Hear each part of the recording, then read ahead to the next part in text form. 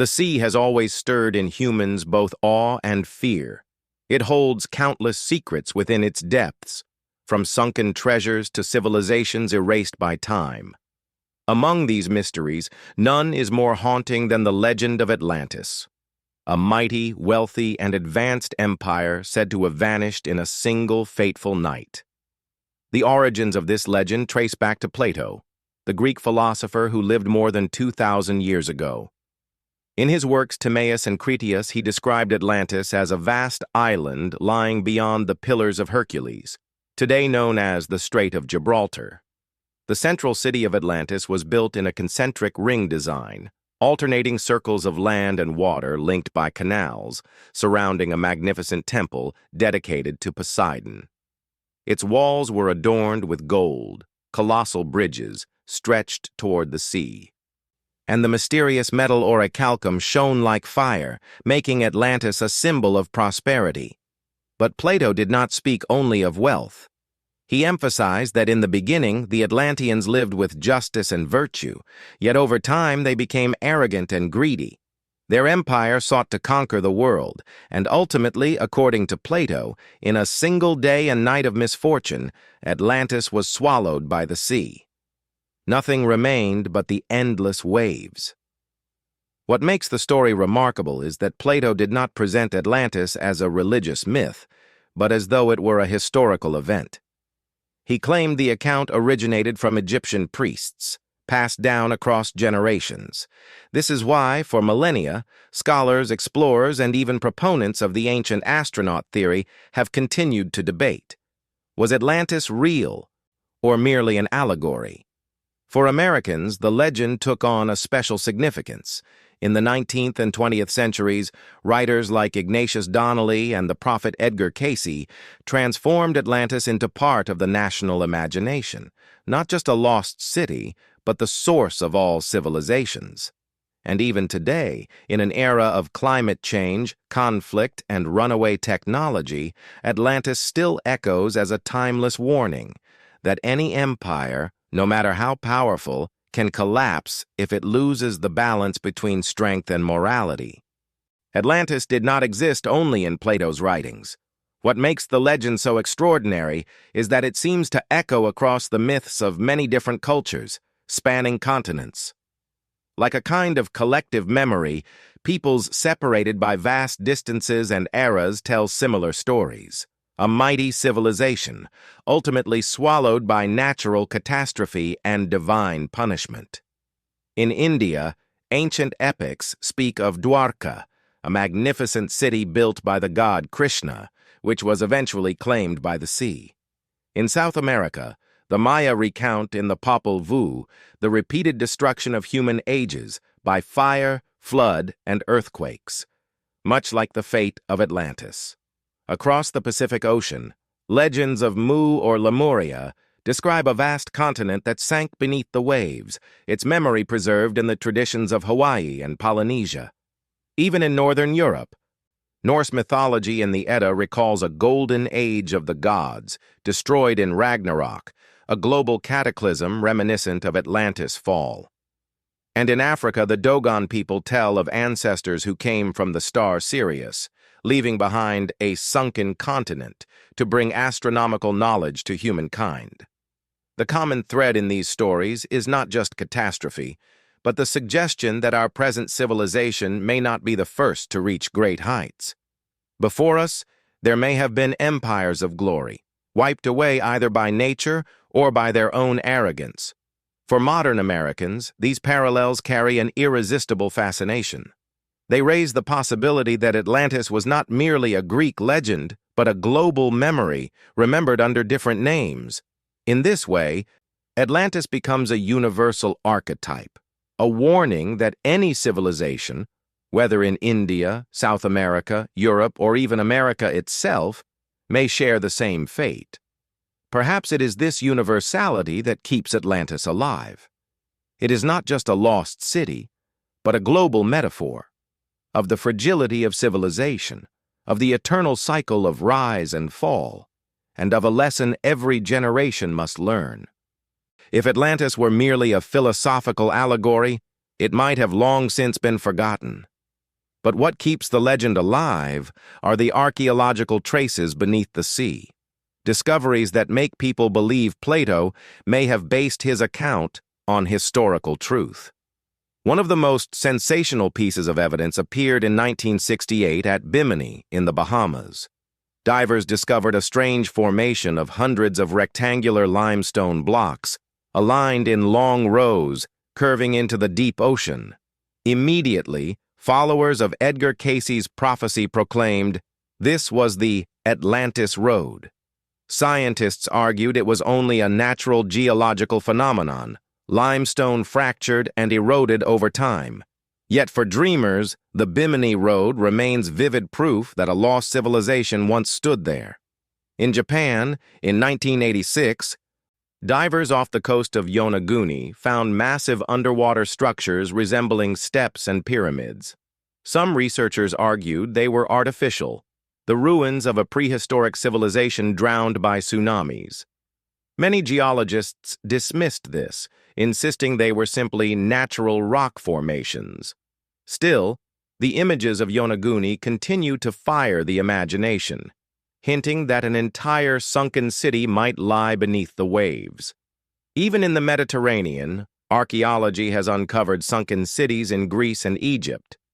Heracleion, a grand port off the Egyptian coast, was long considered a legend until its discovery in 2000, complete with colossal statues, temples, and entire streets preserved underwater. If Heracleion, once dismissed as myth, could turn out to be real, then why not Atlantis?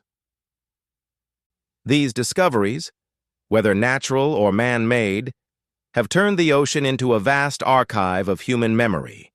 They fuel hope that somewhere, deep beneath the waves, the remnants of Atlantis may still await discovery. For American audiences, this is not just archaeology. It is a fusion of science, adventure, and belief. After all, the stones of Bimini or the terraces of Yonaguni do more than hint at the past. They raise a deeper question. Have we truly uncovered our full history, or have we only just brushed the tip of the iceberg?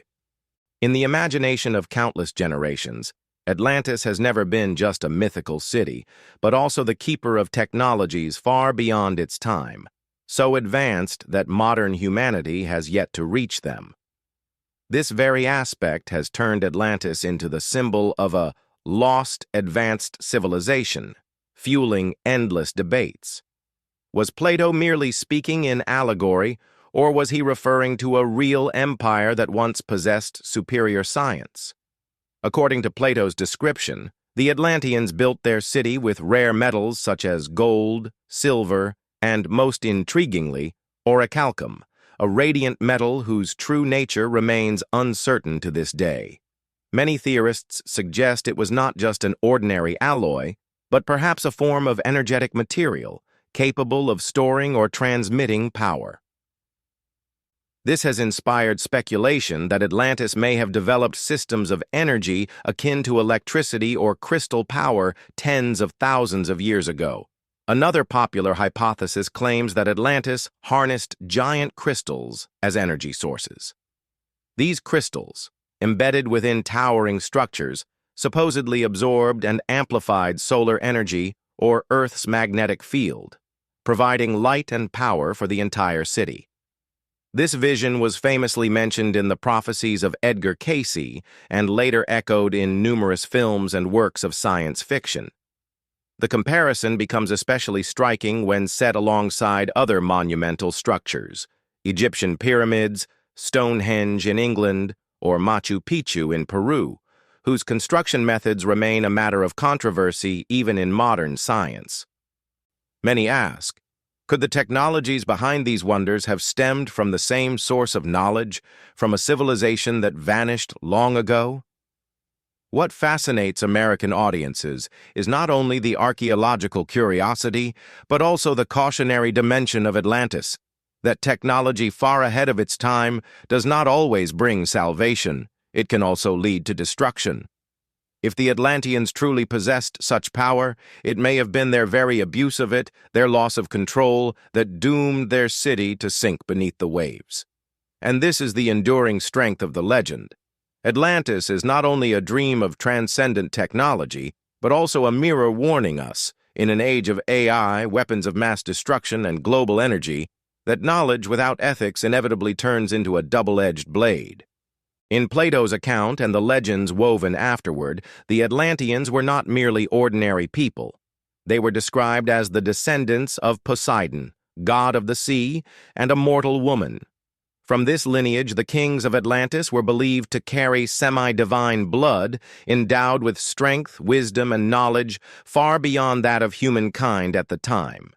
Yet it is precisely this extraordinary heritage that has given rise to a controversial hypothesis. Were the gods of Atlantis truly divine, or were they, in fact, our ancestors' way of describing extraterrestrial beings? Many proponents of the Ancient Astronaut Theory argue that depictions of the radiant giants of Atlantis, wielding extraordinary powers and advanced technology, closely resemble accounts of beings from the stars. Just as Sumerian mythology speaks of the Anunnaki and the Bible of the Nephilim, Atlantis is often placed within the same framework, humanity being guided, bred, or educated by superior beings not of this earth. This narrative especially captivates American audiences because it resonates with one of the greatest modern fascinations. Are we alone in the universe? As NASA sends satellites into deep space and the James Webb Space Telescope captures images of distant galaxies, the tale of the Atlantean gods echoes like a reminder. Perhaps long ago, we were never alone. Mystics go further, claiming that Atlantean kings could communicate telepathically, harness crystal energies, and manipulate nature itself. Taken metaphorically, these may simply represent advanced forms of knowledge, but if treated as historical memory, they resemble a primitive record of alien technologies. What makes this hypothesis so compelling is not the evidence, still tenuous, but the underlying message. Humanity has long intuited that progress comes hand in hand with moral responsibility. The Atlanteans, despite their divine blood, ultimately fell to arrogance and ambition. For American audiences accustomed to narratives from ancient aliens to Stargate to Aquaman, this story is more than curiosity. It is a mirror. If today we are approaching the power once ascribed to gods, through AI, weapons of mass destruction, or spacefaring technologies, might we too be on the path to repeating Atlantis's tragedy? According to Plato, the end of Atlantis unfolded in a scene both tragic and terrifying. In a single day and night of misfortune, the great city was swallowed by the sea.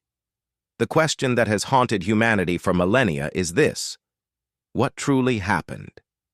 Was it an unavoidable natural disaster, or a divine punishment for the hubris of an empire?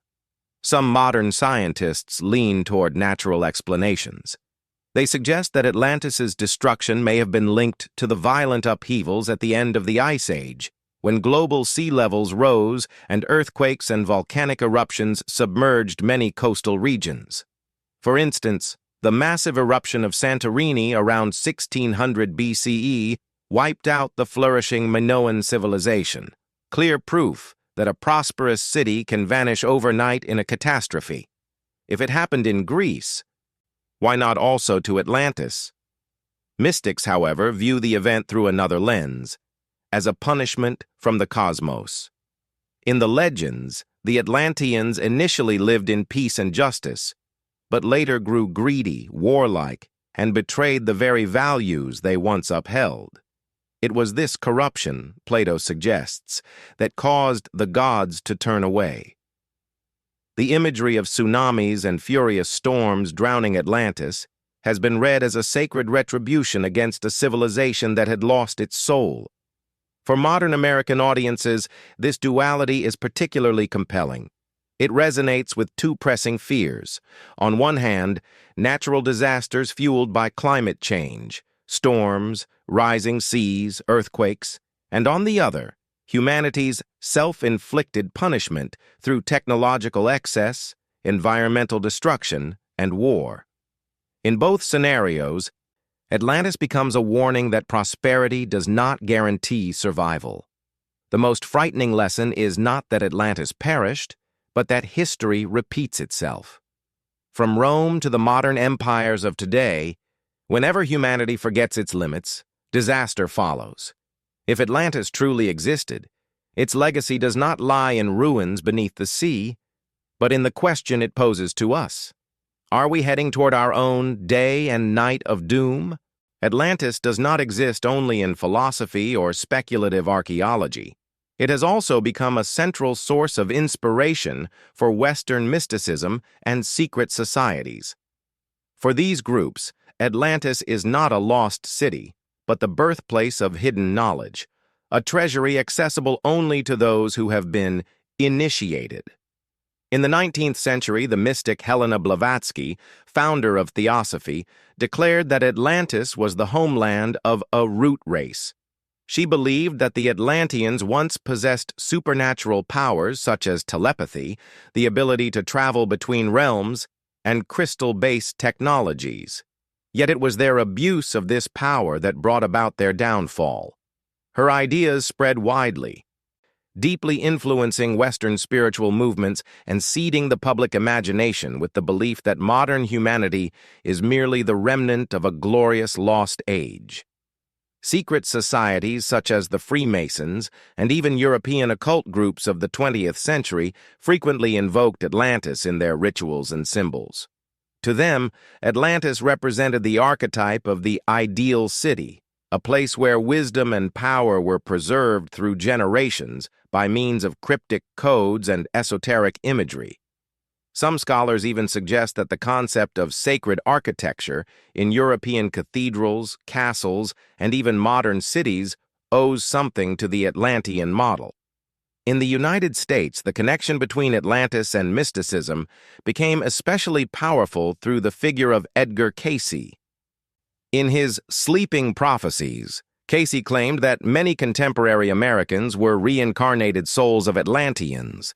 He argued that subconscious memories of Atlantean knowledge could be awakened, guiding humanity into a new era. This inspired the belief that America itself was destined to be the rebirth of Atlantis, a new empire with the chance to learn from the past. For American audiences, the idea is both mystical and provocative. It places the United States within the grand arc of human history as the heir to Atlantis. At the same time, it reflects a sobering warning that without restraint of ambition and power, even a new empire may repeat the same mistakes. Thus, in the world of mysticism and secret societies, Atlantis is not merely a memory, it is an immortal symbol of hidden wisdom, transcendent power, and the enduring moral lesson with which humanity still struggles.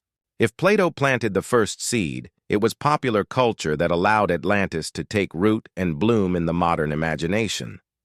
In the United States, the image of the sunken city has become one of the most enduring myths, appearing everywhere, from books and comics to films and video games. In literature, Jules Verne evoked Atlantis in 20,000 Leagues Under the Sea when Captain Nemo's Nautilus passes through ruins beneath the ocean. That image paved the way for the 20th century when countless fantasy and science fiction writers chose Atlantis as their setting, sometimes as a hyper-technological metropolis, other times as a repository of forgotten mystical knowledge. American cinema has played a major role in cementing Atlantis as a global icon.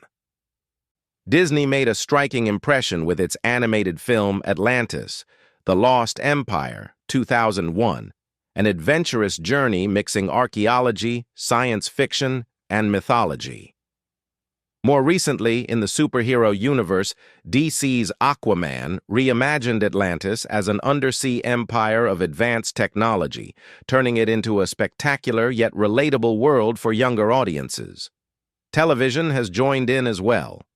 The series Ancient Aliens frequently links Atlantis to the Ancient Astronaut Theory, suggesting it may have been a prehistoric extraterrestrial base.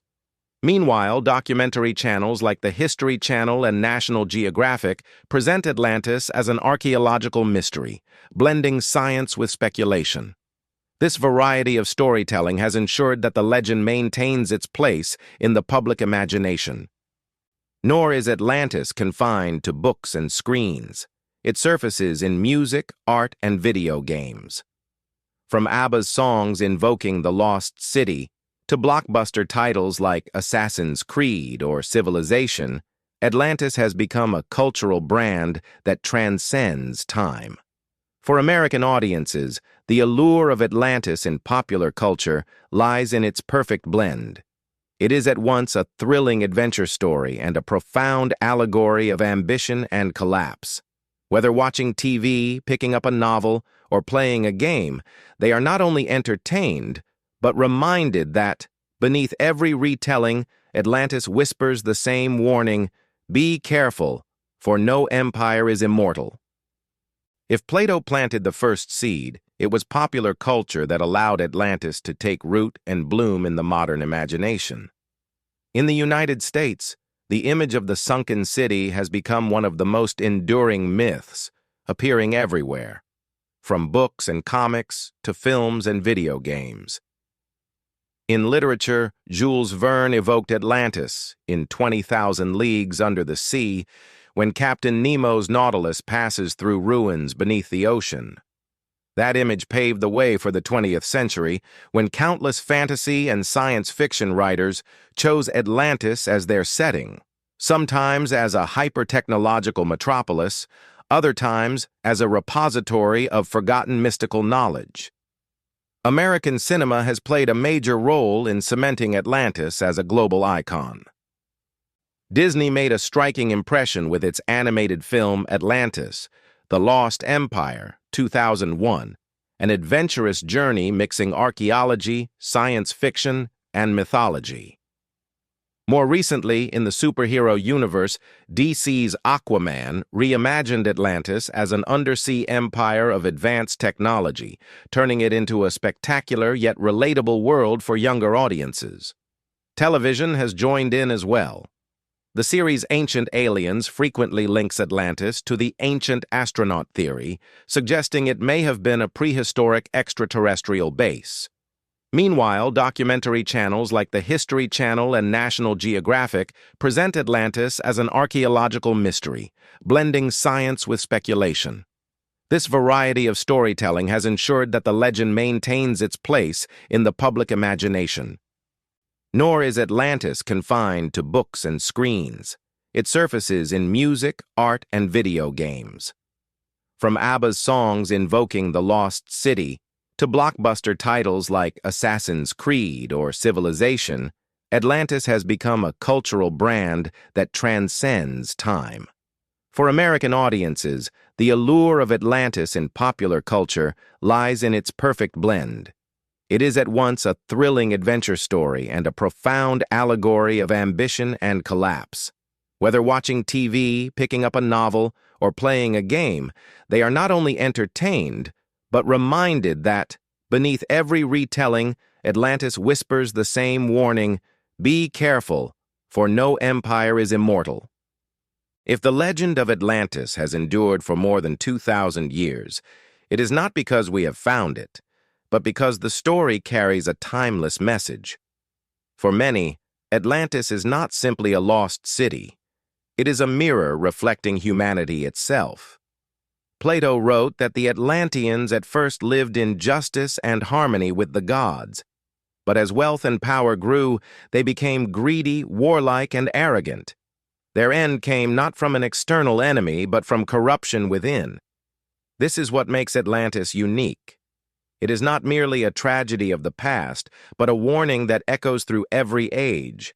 Americans, perhaps more than anyone, understand both the allure and the peril of power. As a modern superpower, the United States faces challenges that Atlantis once symbolized: imperial ambition, moral crises, and environmental destruction. When climate change brings storms and floods, when technology grows powerful enough to determine the future of humankind, Atlantis resounds as a reminder that a single day and night of catastrophe may arrive sooner than we think. Yet Atlantis does not speak only of fear. It is also a call to hope and responsibility. If, as many scholars suggest, this legend has been preserved across cultures, from the Maya and India to Egypt, then its message is humanity's collective memory that we have risen and fallen many times, and the lesson must be passed on to prevent repeating the same mistakes. In American popular culture, from Aquaman to Disney's Atlantis, the image of the sunken city always stirs the imagination of renewal. The idea that if Atlantis were to rise again, it would bring with it knowledge, technology, and above all, a warning to guide humanity onto a better path. Thus, the ultimate question of Atlantis is not, was it real? But are we becoming the Atlantis of our own age? If we fail to control our ambitions, protect the environment, and unite knowledge with ethics, then the fate of the legendary city may one day become our own.